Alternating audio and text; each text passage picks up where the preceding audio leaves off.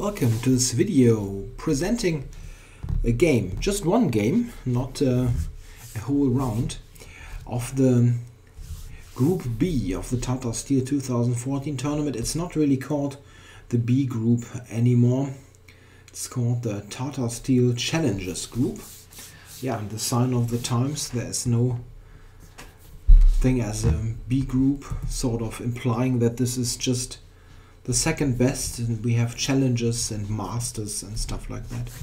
Well, nevertheless, it's a very interesting tournament, a very nice combination of experience and mostly youth, because there are some very promising juniors in the B tournament, but we also see that the Dutch, yeah, I guess you can call him a living legend, Jan Timmerman, is doing a great job in the challenges now. I think he's on shared third place.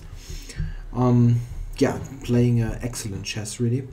But let's get to the game that I'm going to show. This was played in round 10 just yesterday. No, this is wrong. I think it was on Wednesday. So pretty new game. And the two players I can briefly introduce to you. The white player is Jobava from Georgia, long-time #1 of this country. He's known as a very inventive and sharp player. He's played all kinds of openings, 1b3 in this tournament, and then castling long quickly and very wild stuff. And he's also known for preparing dangerous opening lines at times. He has a number of very good scalps. He, for instance, in the 2010, if I'm not mistaken, Olympiad, he beat Magnus Carlsen very convincingly on the white side of a Samish, Nimzo Indian, in fact. Yeah, so a dangerous and very good player. He's leading in the B group, one of the leaders. The black player you probably don't know so well. It's a Dutch junior player. I think he's 18 years old now, and he's if you look at the rating, he's yeah, slight underdog here in this game. But okay, he's a junior player and very strong. I mean, I'm playing in the Dutch league for years, Dutch and Belgium league, and I have seen him play many times. Benjamin Bock, a very promising player. In fact, he only the day before this game was played, he scored in this B tournament. After 9 rounds, he scored his final Grandmaster norm, so that he will get the GM title at the next possible opportunity when FIDE has got one of their congresses. And you see the rating, he's got 2.560, he's clearly above 2.5. It took him a while to score this final GM norm. It's often a matter not of chess ability but of nerves and some luck, and it took him a while. And I can also say that he's a very sharp player. I mean, like, it's not like he's not a maniac, but he's a very good calculator. I've seen him playing very complicated games like Open Sicilians, where both kings are under fire and so on. So a very good matchup here. Let's see what happened. This is to be expected. Bock is always playing e5, and he's playing various defenses to the Roy Lopez. But Jobava is playing something different now. He's playing bishop to e2. And I must admit that during my now years of playing e4, e5, I have never encountered that. But it's of course yeah, a possible setup. We see quickly what happens. Knight f6 and d3. His white is just playing after d5, knight d2. He's playing the Philidor just with white and being a tempo up. Of course, this is not the opening that you can win quickly with, but yeah, what exactly is an opening that you can do that with after against good defense, especially after e4, e5. It's very tricky to get any edge against the Berlin defense, for example, in the Rui. And the trend really shifts towards getting just playable positions and try to complicate matters later. This is really a trend that now world champion Magnus Carlsen has brought into chess, and I think it's a very welcome thing to observe, that people are not relying on reproducing ages of computer analysis that they somehow produced at home and then only need to remember that at the board. So we just play a game, and I think that's very positive. I think I want to concentrate on the later stages of this game, so I'm not going to look at every move in so much detail. Here a5 is very sensible because white intended to play b4, getting space on the queen side, so a5 is a good prophylactic move against that. White played a4. Yeah, this is one possible response to a5. White has various ideas. He can also go for a very slow approach on the queen side with b3, a3, and prepare b4 later. This is an alternative. a4 has a different idea. It wants to fight for the light squares more, like this and this. And castles, yeah, both sides castle, rook e8. This is very very similar to the really to the normal Philidor position. This is just the same thing with colors reversed, and the extra tempo is probably h3 here. Yeah, h6, this is both useful. Queen c2, it's not really much happening. Rook e1. Yeah, black fianchettos with b6, bishop b7, completing his development. And white gets the knight over to g3. This is a very typical maneuver, and this is especially attractive in a position where black has switched this bishop from the original c8 square, simply because on c8 it always guards the f5 square. So this knight on g3 now is quite nicely placed and sometimes can really join the action on f5. Yeah, this is also why black plays knight e7, controlling the vital square and switching over the knight possibly to g6, because yeah, this it's a symmetrical position here on the king side, so this makes sense. And knight h4, white plays against this knight g6 idea. c5, this was an additional option that black introduced to the game with moving the knight away from c6. Very often in e4, e5 positions, the knight on c6 is not well placed because it mostly looks at those two squares, and yeah, they are both controlled by the c-pawn. And it's often a good idea to move it and use the c-pawn yourself as black. This is also the motivation behind the Chigorin defense of the Ruy Lopez, for example. Okay, c5. So what is the idea of c5? We will see that rather quickly, because Jobava now plays bishop g4, and this is a move that at first took me a bit by surprise. Because it looks like a bit like, yeah, moving into thin air. It's not so clear what this bishop is doing on g4. It doesn't attack anything, for example. It might control c8, and black's knight might take on g4, but this is, if you look at this, this is mostly strengthening white's grip over f5, so taking is not really an attractive option. He played something else. In fact, he played a very typical move, played c4, and this is well known from various more queen pawn opening, like the old Indian. The idea is to break up the center, attacking the d pawn with the c pawn, so that black very often can exchange this pawn against the d pawn, so we will have an extra pawn in the center at the end.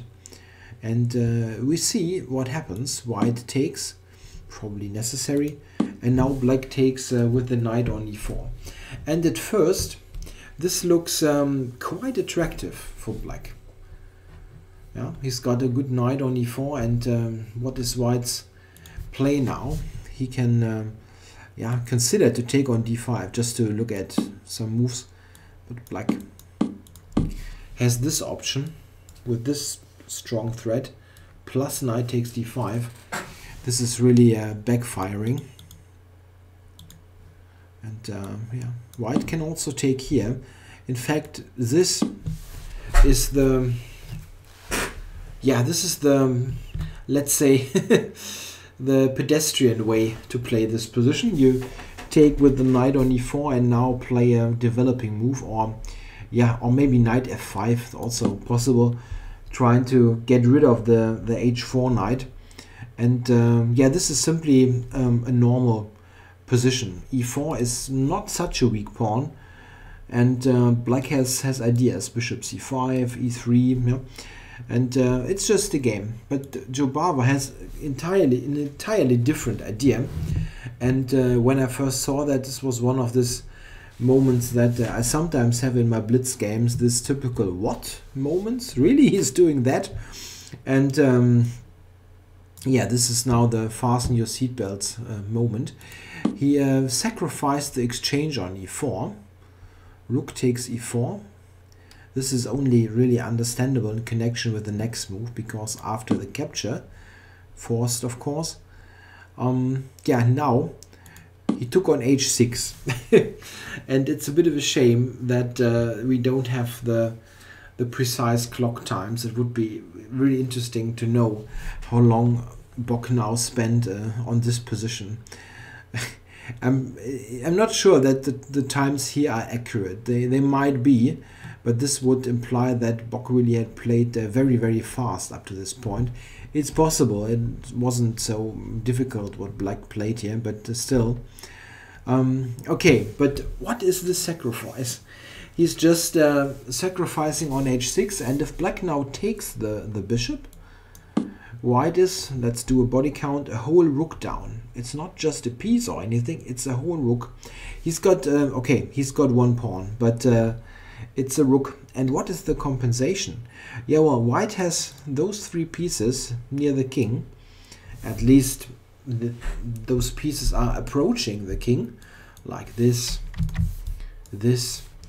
yeah, but it's still not so apparent what the direct compensation is. In fact, when I first looked at this, I was at my chess club, and we did some analysis without any computer assistance, which is always interesting. Nowadays, you are so tempted when you're at home, or even if you're away, if you've got your smartphone available, you can easily enter any position and get some brief computer analysis.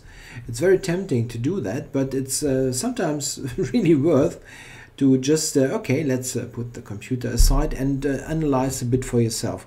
And I can now show you some lines that we looked at just with yeah, only human only human lines, and then what the computer actually says about that. So our first idea was the move queen d2,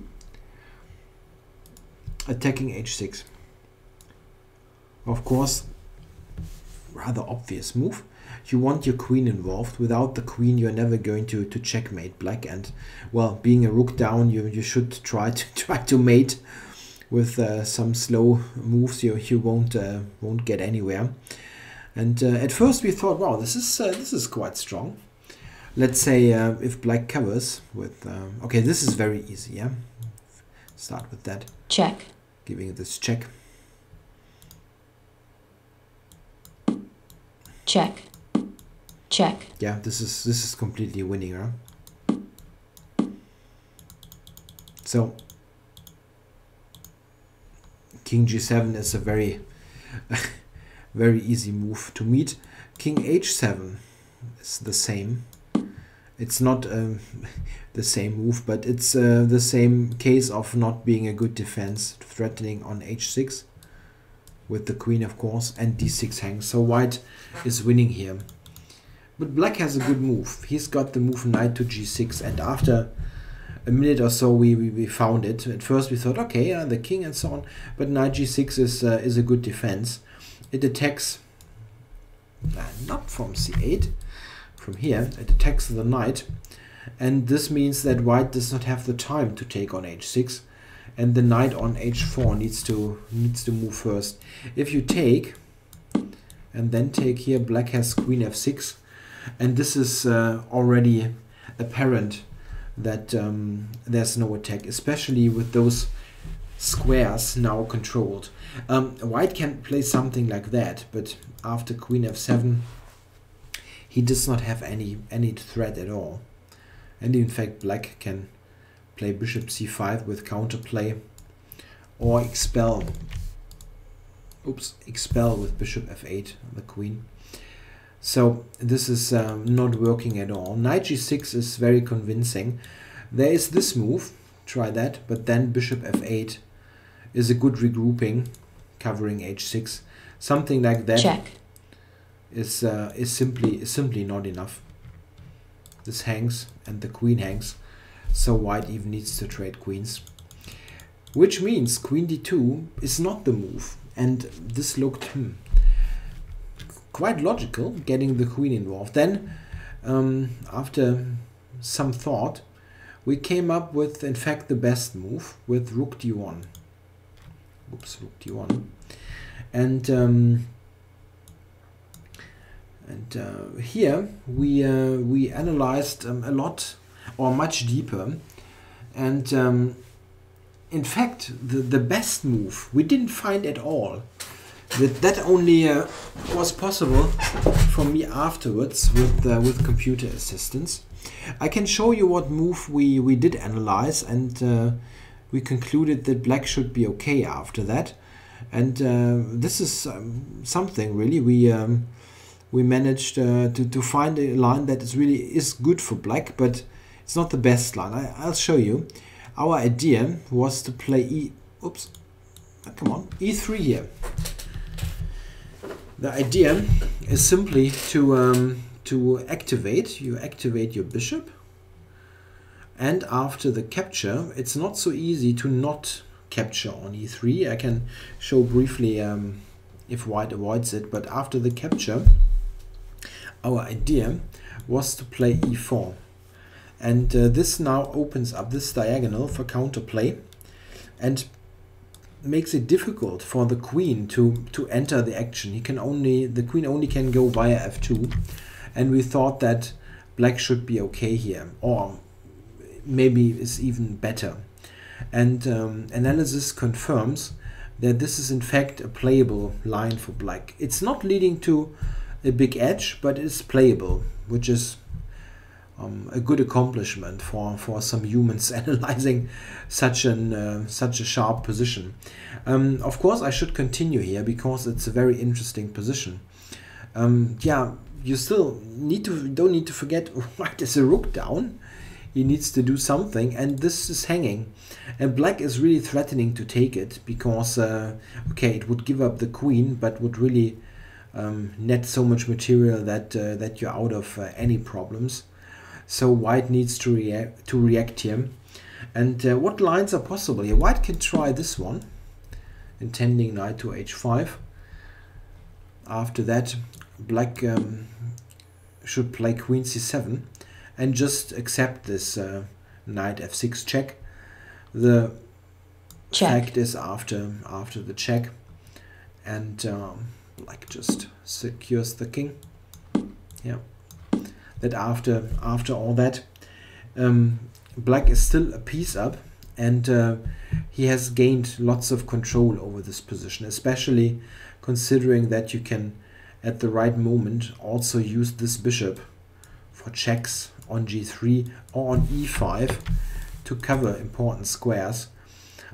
This is simply a good position for black. He has basically survived the attack and has this extra material. Knight h5 is not really the toughest move. The best move is queen f2, covering that. You always need to remember that after the capture and attacking this queen, the g4 bishop is really covering d1. At first I really forgot this and thought, okay, bishop g3, but you can simply recapture, and now white is in excellent shape, threatening all kinds of discoveries here. So bishop g3 is of course nonsense, but black has something better, and queen c7 is the best move, a logical one, getting out of the d file and attacking the knight. And here knight h5 is very logical, putting the knight near the king and introducing ideas like knight f6, or at the right moment queen f6, queen f6, queen g7 mate would be nice. But one point of this advance was that bishop e5 is moved to cover those vital squares, and of course this is what black plays now, bishop e5. Yeah, how to continue now? White still has an attack. Well, he can play this check. Check. Take here. And now it's an interesting position. What should black do? In fact, he has two possibilities here. Rook a d8 or queen g3. Of course, we are already very deep in this line, but it's very tricky and interesting to analyze. Rook d8 is a fairly logical move, I think, because it tries to exchange more pieces. It's still an extra rook for black. Rook d8, logical, and rook f1 is the best reply. After rook f8 and queen h6, we see that white is very close to a perpetual, and in fact he's going to get it after bishop c8. For example, there are other moves, takes, and rook f4. This idea basically forces black to play f5, after which queen g5 check, king h7, queen h5 is drawing. Black cannot escape here. Knight f5 is even winning for white. This attack is too much, getting right into the firepower of the f-file. That's too much. And check. Here white also has this rook h4 idea, so you could at first think, okay, oh, why not this one? It's knight, it's knight g6 controlling h4, so white cannot play for a win here. So let's return here. Rook d8 was one move, and black can also play queen g3. This in fact seems to be better. This has some forcing character. Black tries to take on e3, and after the capture on e3, the queen really would do two very important things, covering h6 and covering b6. b6 is not so important, but if you keep h6, this is of course huge for your king safety. The best move for white is quite obvious, should take, yeah.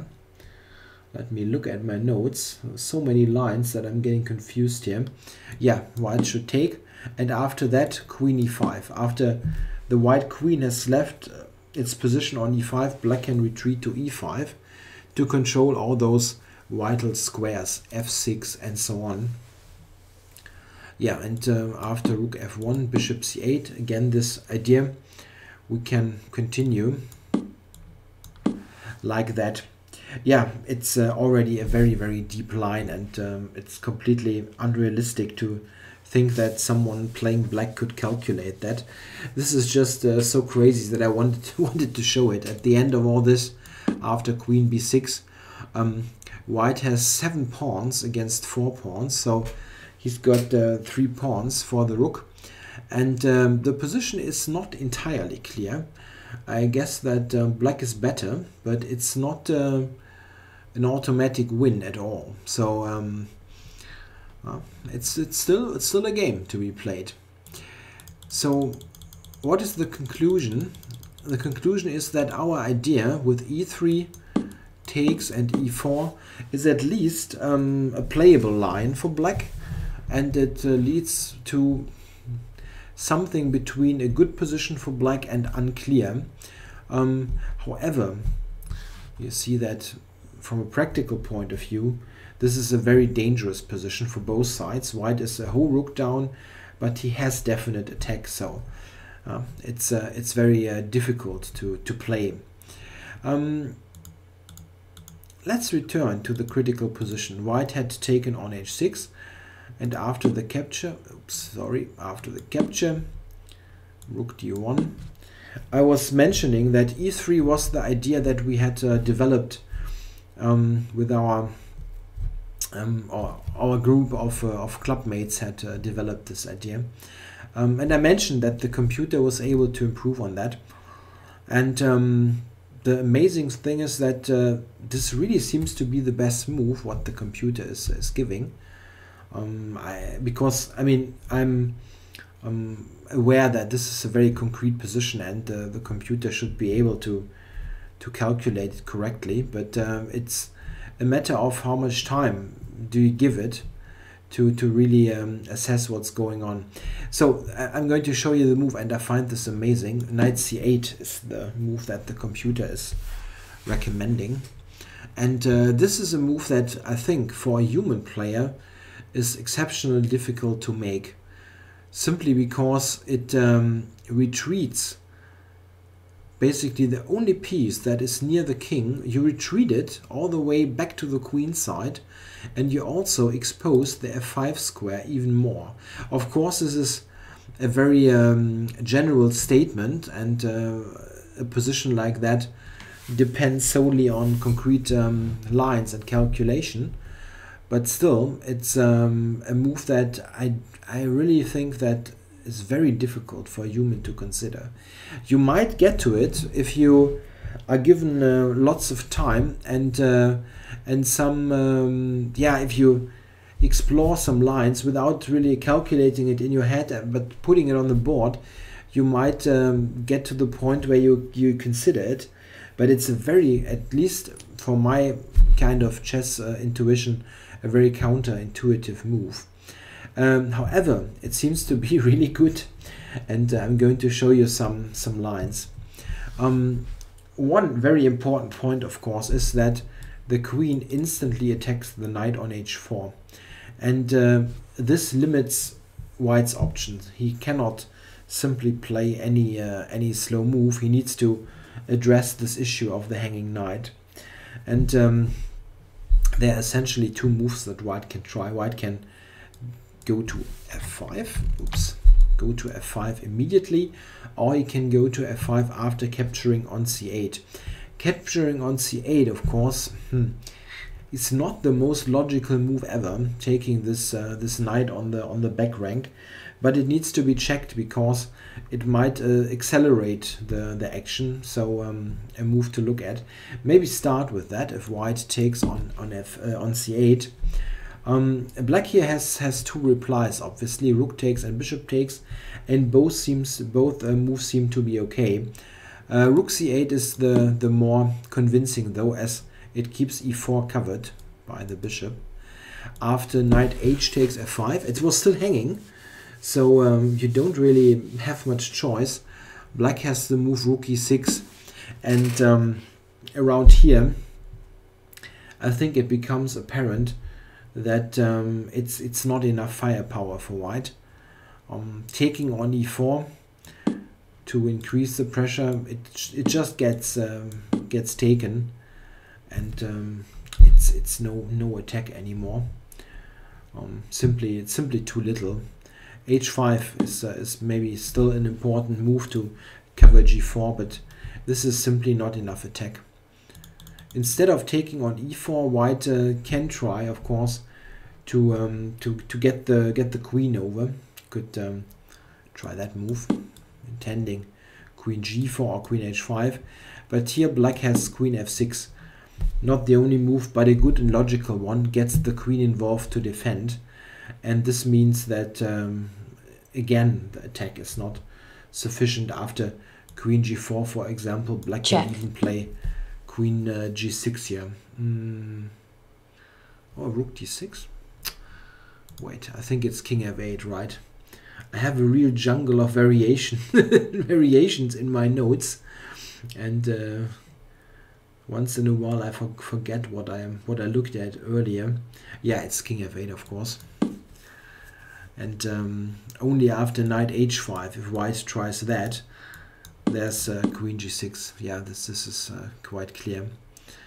And after that, for example, it's a big fork here on the two knights. Yeah, bishop takes c8 is not the most obvious move, and it doesn't seem to be the best one. It's more dangerous to keep pieces on the board. So knight h to f5 is the better choice. And here we again have a position where black needs to find the one move that really secures the advantage. I think there are two obvious moves here, but only one is really really doing a good job of getting you close to a real victory.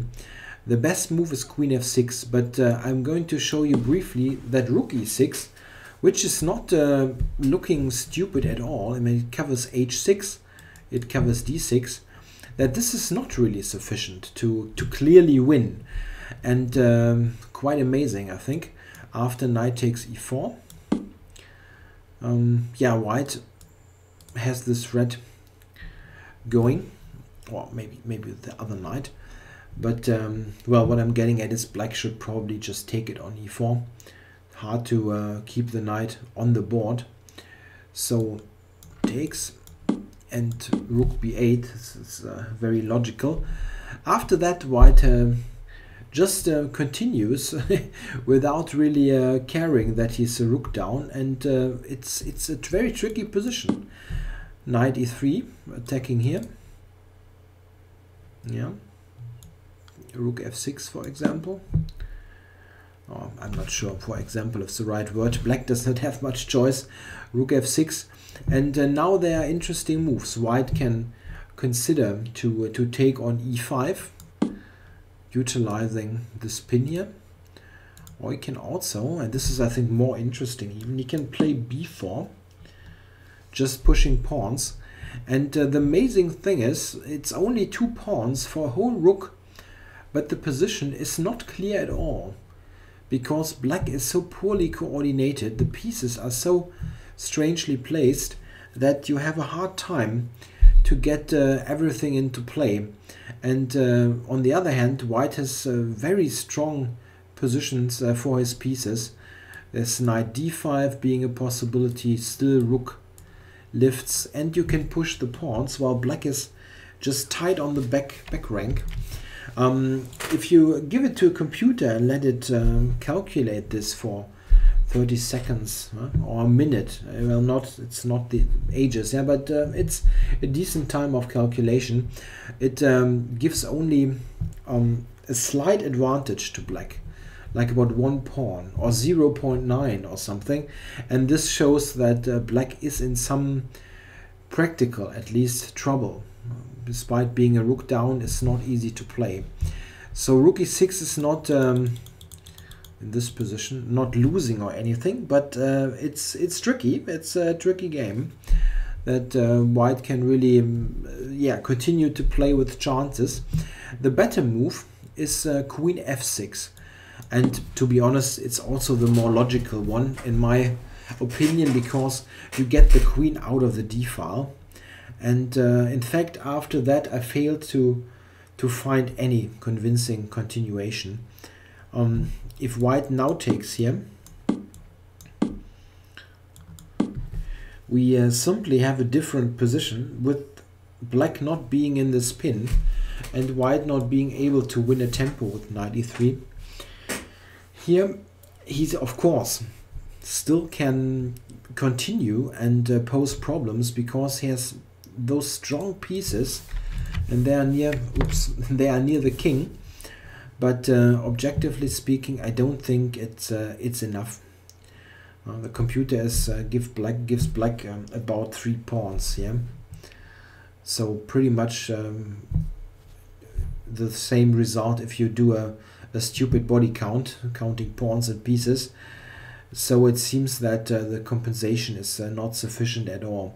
I also continued some lines because it sometimes happens that the computer is not evaluating correctly those type of slow attacks where some side is taking some moves to get the pieces near the king, but it's still not defensible. This happens in the King's Indian all the time, that the computer sometimes believes positions are okay for white, and then the pieces are coming slowly towards the king and mate white. But this is not one of them. The only direct meaningful attack is rook d3 and g3, and I think the computer easily assesses that this is not a winning continuation. Also important is that black is not caught in the corner or something, but the oops the king can also escape on f8 if needed. So I guess this is the refutation of the bishop takes h6 sacrifice. Black should take it.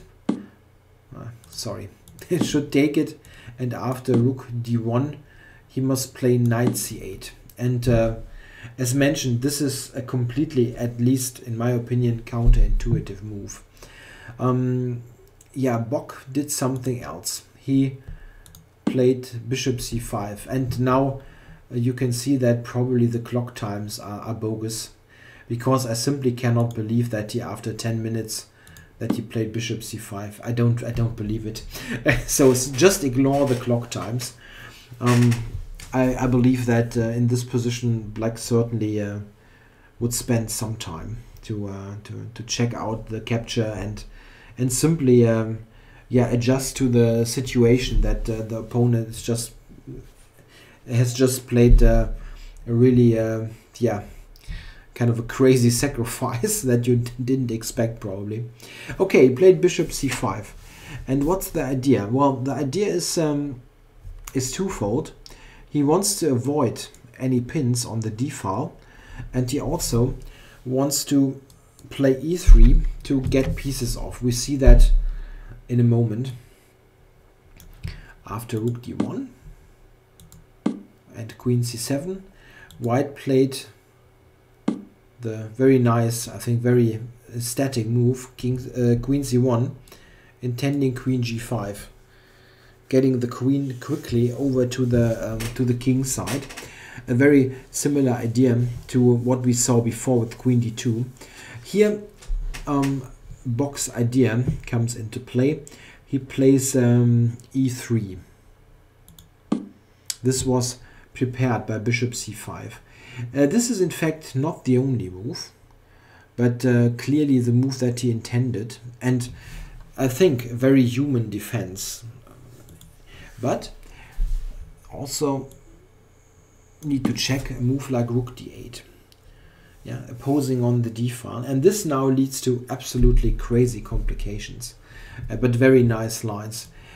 Rook takes, and now queen takes. This is in fact the only move. Rook d8 is losing straight away due to queen g5. This is the only defense against the mate, and this is too much of an attack. This check and the two knight moves. This is not defensible at all. Black must play queen takes, and this is because you need, after queen g5, you need this all-important knight g6 maneuver. But white does not need to play queen g5 immediately. He has another move, and this is very nice, knight h5. I think this is just an absolutely amazing position, with white's minor pieces on g4, h4, h5 and h6. I cannot remember ever having seen something like that. This is just outstanding, and all pieces are attacking. It's really great. Yeah, what is black's defense here? Yeah, knight g6 is again the move that you need to check, and yeah, white should continue with the sharpest reply, knight f5, and now we see that everything's on g7. And very, very hard to defend for black. But he has a defensive move, and this is e3. again a key move. You need counterplay, threatening this, and you need to win some time in your defense. White takes, and now bishop f8. This is the toughest defense. And at first you might think, wait, isn't this good for black? How does white continue now? The two knights are okay, they're very, very aggressively placed, but what is the next move? But white has a very strong move, and amazingly he can play bishop h6 again. This is just great. Just goes to h6 again and threatens to take on g7. So black is really, he does not have much choice. He needs to take it. Now knight takes h6. And here again, only one move. You cannot capture. After queen takes, this is unavoidable. Checkmate on g7. So black needs to move the king. King h8. It's very easy. Check. Winning the queen. So we need to go here. Yeah, and now knight f7. Attacking the queen. And the queen does not have many squares available. If you, for example, go here, yeah. There's just this check coming, and look, the king only has g7, and this wins everything.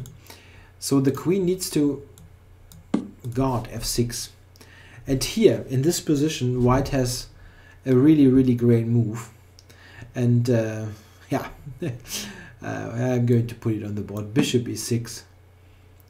Yeah, this is just a fantastic chess.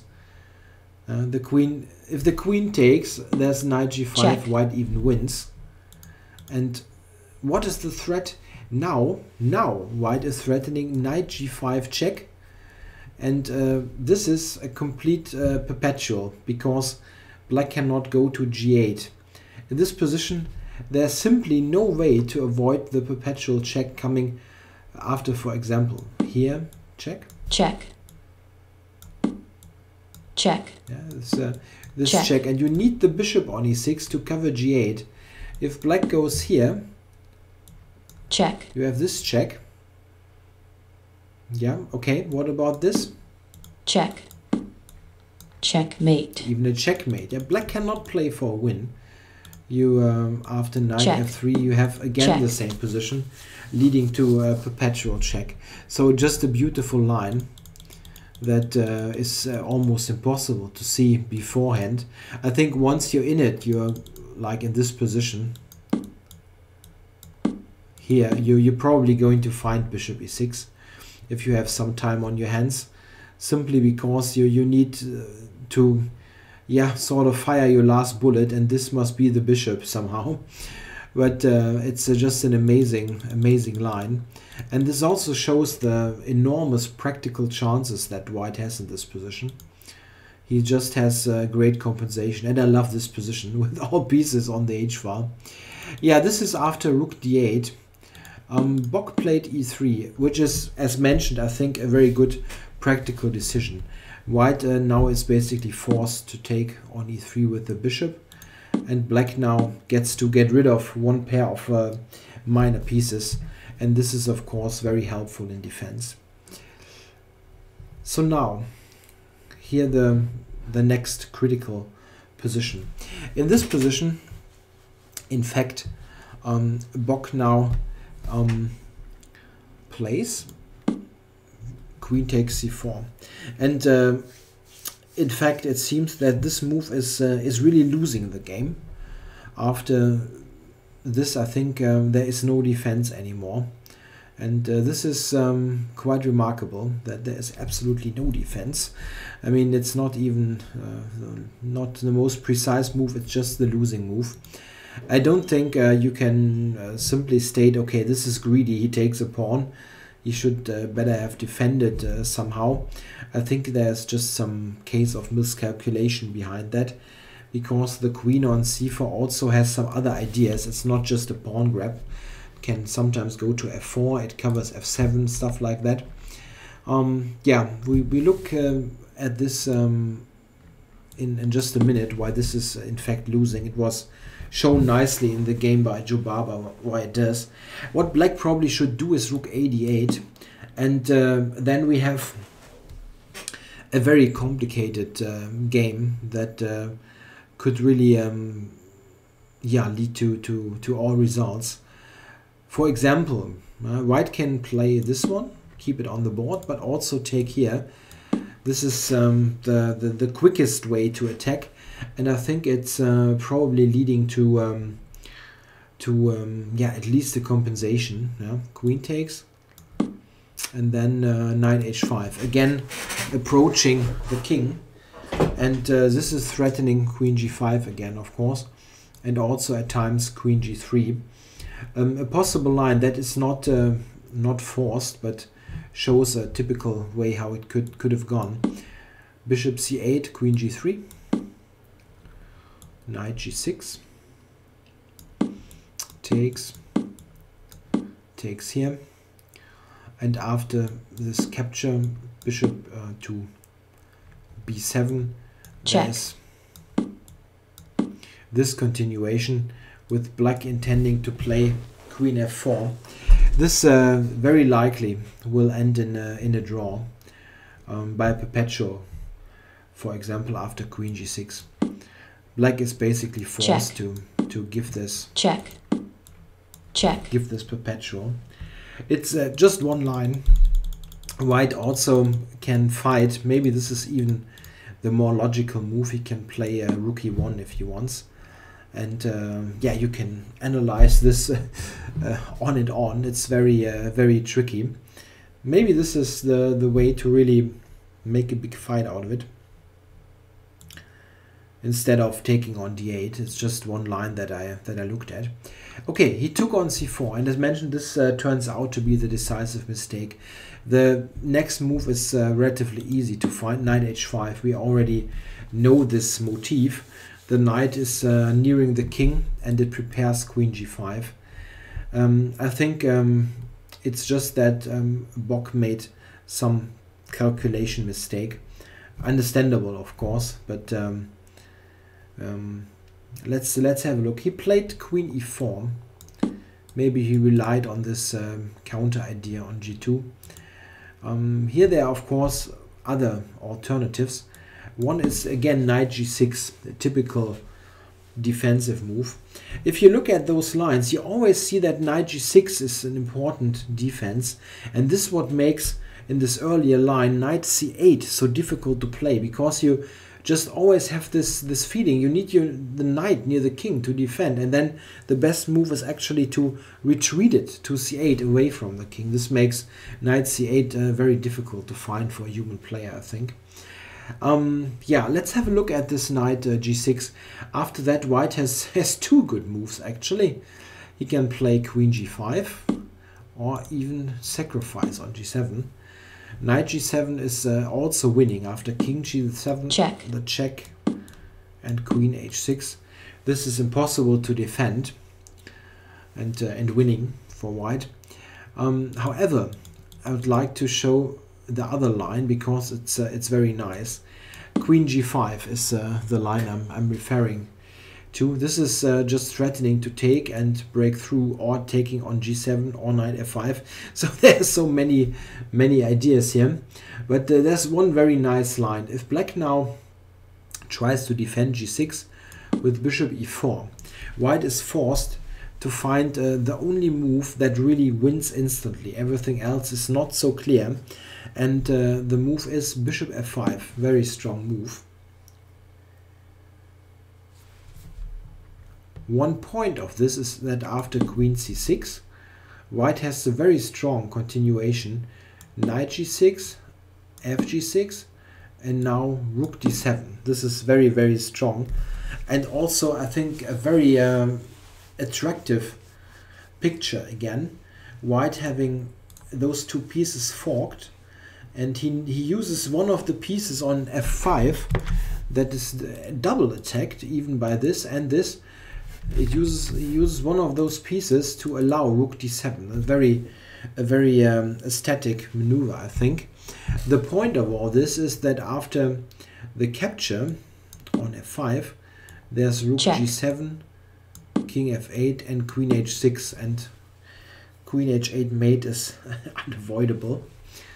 So in fact, after rook d7, black is completely lost. He has no defense after against the capture on g7. It's just a deadly mating attack. This shows that knight g6 didn't really defend, and besides knight g6 and the move played in the game, there simply is nothing. Queen g5 is just so strong. He played queen e4 as mentioned, and this was answered by queen g5. Of course, knight g6. Yeah, we already know the idea. What is white's best move now? An interesting question. Here Jobava yeah, misses the quickest way to win the game. He could have played knight takes g7 here, and it turns out that this would have won even more convincingly than what he played. But of course, it's not easy at all. After this capture, king takes, there's knight f5 check, king back, and bishop f3. Maybe this is what he didn't see. I can only speculate here. Bishop f3, and now with this covered and the queen attacked, white's next move is going to be queen f6, and it's an unavoidable mate. Or black needs to give up the queen with, of course, hopeless material losses. So this was very strong. If black does not capture and play something like this, then white can already return to, let's say, normal play, take on f4 and take this exchange to get to a winning endgame. He is simply 2 pawns up now and enjoys dominating pieces. So knight g7 was even stronger. He played the slightly weird, I think, move king h2. This is probably a prophylactic move, getting the king out of possible checks on the back rank, and it seems to still conserve a big advantage. But knight g7 was somewhat stronger. Here Bock should have played f6, and this seems to defend more stubbornly. He played bishop c8. We can have a look at f6. After f6, white in fact has two replies. The obvious one, queen g6. Yeah, this we can simply count pieces here. White has two knights for the rook and a pawn. So from a material point of view, white is in excellent shape. The only issue is that these pieces are now slightly stranded. So this is a bit tricky still. White should win though. An alternative, amazingly enough, in this position is the move rook d7, and this is in fact the move I like even more. It looks very nice in addition to being effective. If black takes the queen, there's rook g7, check, king f8, check, and knight takes g6, and at the end black is forced to return the exchange here, or let's say give up the queen, yeah, so that at the end we have a position where white is an exchange down, but he has very strong compensation for it because of the pawns. He's attacking g5, he's attacking b6. All black's pawns are weak, and white still has some attack going, knight f6 and so on. White is in excellent shape here. It's, I guess, a matter of taste. I think both continuations are excellent for white and very close to winning, if not winning. Still, f6 was the tougher defense. Bock played bishop c8, and now it's really a quick loss. Played f3. There was also rook d6 immediately, but he inserted f3, queen takes, and rook d6. It doesn't make much of a difference, and now the pressure on g6 is far too big. Black can never take here, of course. checkmate, Very simple mate. And white is just threatening to take g6 and break through. And here there's absolutely no defense. He took on g4, just recaptures, and now tried king h7. And this now led to a cute finish. Knight g6, fg6, and now white has a forced mate already. It's a mate in, I think, 5 moves. He played knight f6 check. Check. Takes, of course, the only move. If black moves the king, checkmate. It's an instant mate. So took it. Rook d7 check. King moves. Okay, you can insert rook e7 desperado, but it's not really helping. Okay, this was played right. Queen f6, and now there's queen g7 with a mate, and this is absolutely not defensible. We see in this position that a move like king h2 that looks a bit mysterious really does have its points. Just imagine the king being on g1, then black would have queen c1 check, king h2, queen f4, and black wins. Okay, this is just, yeah, it's not a position that could appear on the board, but it shows that a slow move, a defensive move like king h2 can be very, very important at times. So white here has this mate threat, and it's not defensible, so Bock resigned the game. Yeah, an absolutely fantastic game, I think. A very surprising sacrifice by Jobava, and I don't really know how many people would even consider the idea to take with the rook here and take on h6. It's just amazing to see this this kind of chess being played in the top grandmaster game. Yeah, the analysis supported or checked with an engine shows that black probably could have taken, and maybe after rook d1 and the, in my book, not very intuitive move knight c8, maybe he would have gotten a decisive advantage and won the game. But it's very difficult to play. It's not a game that is played by computers, so it's difficult to do in practice. And I think it's very understandable how Bock defended here. I think bishop c5 and this idea to play e3 to get pieces off is a very decent one. And it was only here that he made the decisive mistake with knight takes c4, which allowed this deadly attack starting with knight h5. Yeah, I hope you enjoyed this game. I think it was really great. Also, some lines that we could explore are exceptionally attractive to look at. Yeah, I hope you enjoyed it. I'll be back tomorrow with coverage from the next to last round of the A group, or it, how is it called now? The Masters, right? The big guns. Here it's still called A group. Okay, well, I hope you liked it. Thanks for watching, and yeah, let's talk again tomorrow. Bye.